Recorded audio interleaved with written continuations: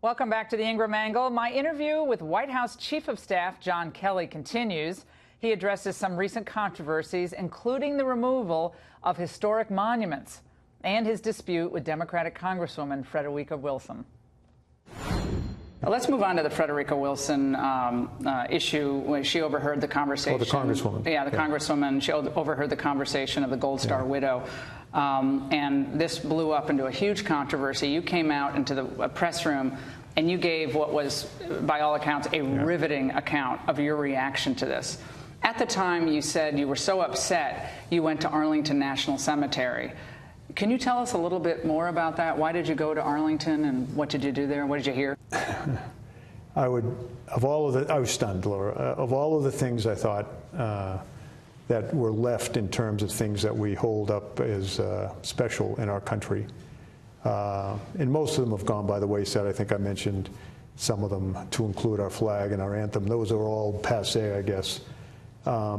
But the one thing I thought was sacrifice, the ultimate sacrifice to the nation and the families that bear that hurt, and to have seen the president make a phone call and do the best he could, standing right next to him. She wasn't on speakerphone, but to hear him talk to four next of kin that day, and essentially the message was the same, and he did the best he could to make it personal. And the best he could to make them understand how sorry he was as the president and as a father himself. And then to see what came of that just was stunning to me. You know, I made reference to an appearance that the Congresswoman made, you know. 2015? Yeah, and, you know, a number of people that were there after she said what she said about me were volunteered to come forward because they saw her both before and after her official comments. I said, no, let's not do this. These are FBI agents, former FBI agents that were there. That part of it we should let go. What did I hear over in Arlington Cemetery? Some of the stones over there represent young people that I sent out into battle and they died, not to make it more melodramatic than it is. But my wondering was, is any of this worth it anymore? Meaning working in the White House, or what doing anything for the, you know, is it worth it anymore? If someone can make political hay out of something that the president was trying to do, and of course the screams, and a lot of your viewers will laugh at this, I'm sure, but the screams out of the graves was, you know, what are you talking about, Kelly? You know, you got it easy. Look where we are. It's worth it.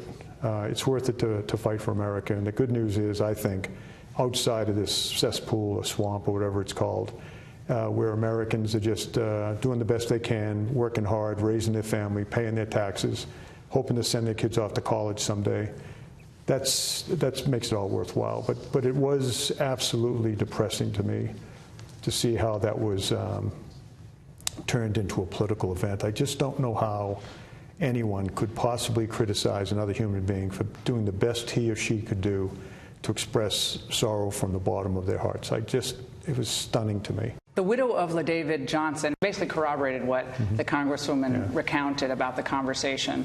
So that was her reaction. There's also comments that Frederica Wilson in her speech did not brag about getting funding, as you indicated in your remarks. I actually watched Frederica Wilson's speech, and she certainly used the word I a lot in talking about how, and I think we actually have a clip of it. I said, I'm a school principal, and I said, excuse my French, oh, hell no. We're gonna get this done. I went to an attack mode. I presented it, we all voted, and I dashed it over to the Senate and put our senators on notice. And guess what? The president signed the bill into law this past Tuesday, April 7th, 2015, with a bang, bang, bang. Well, I'll go back and talk about before her comments and at the reception afterwards. Again, it was a package deal. Don't want to get into it. As far as the young widow goes, she has every right to say what she wants to say, but it's the politicalization of something that was so from the heart. But do you feel like you have something to apologize? Do I? Yeah. Oh, no, never. Well, I will apologize if I need to, but for something like this, absolutely not. I stand by my comments. What do you pray for? I pray for world peace. I pray for our society that seems to be so broken right now and against itself. I pray for my family. I pray for my son and all the fallen. I pray for a lot. A prominent church in Alexandria, Virginia, where George Washington worshiped. It's historic, of course, so and Robert E. Lee. I think I saw this yesterday. They decided to pull the plaques memorializing both George Washington and Robert E. Lee because they want the church to be inclusive and be considered more tolerant. What is your reaction to that type of attempt to pull down little markers of history? Well, history's history, and there's certain things in history that were not so good, and other things that were very, very good. I think we make a mistake, though, and as a society, and certainly as individuals, when we take what is today accepted as right and wrong, and go back 100, 200, 300 years or more, and say what Christopher Columbus did was wrong. 500 years later, it's inconceivable to me that you would take what we think now and apply it back then. I think it's just very, very dangerous, and it shows you how much of a lack of appreciation of history and what history is. I would tell you that Robert E. Lee was an honorable man.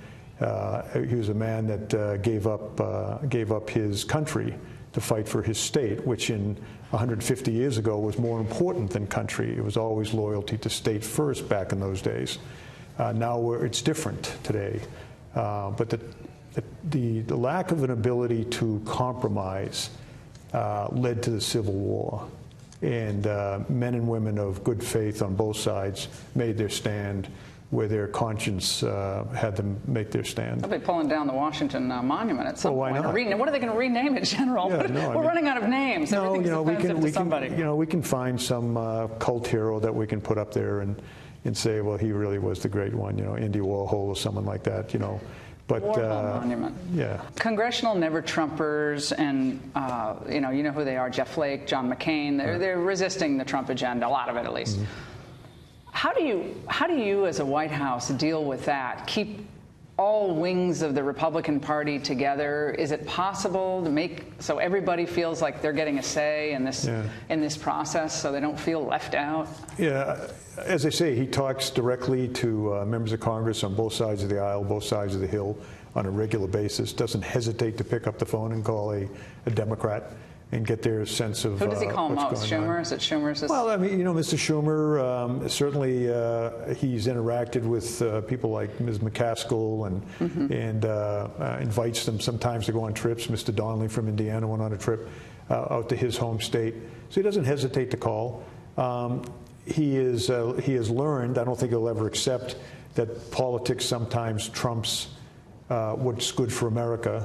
We're doing the tax cut debate, not debate, but the House and the Senate are developing their plans. Doesn't he have to get engaged, though? He didn't get that engaged on Obamacare, and that went down the tubes. He's very engaged, and I think what we're about to see is the agents of the swamp are going to start. They're already amassing to stop some of the things that the House, Senate bills have in them, what the president wants. And he's going to take them on, and he's going to take this thing down to the wire. But he wants to is working with the Congress, both sides of the Hill. And I think there's going to be a great tax cut come out of this. But if there isn't, it won't be because... Is there an if? No, I don't think there is an if. That's a great point. He will fight tooth and nail to get what he believes is right for the American people relative to a tax cut and to stimulate our economy. One final question. Halloween. If you could be one character, just one, dress up as someone, General, who would it be? Oh, a Marine sergeant, infantryman. Good man. Yeah. Good man. Thanks so much. Sure. Appreciate it. Hope it went well.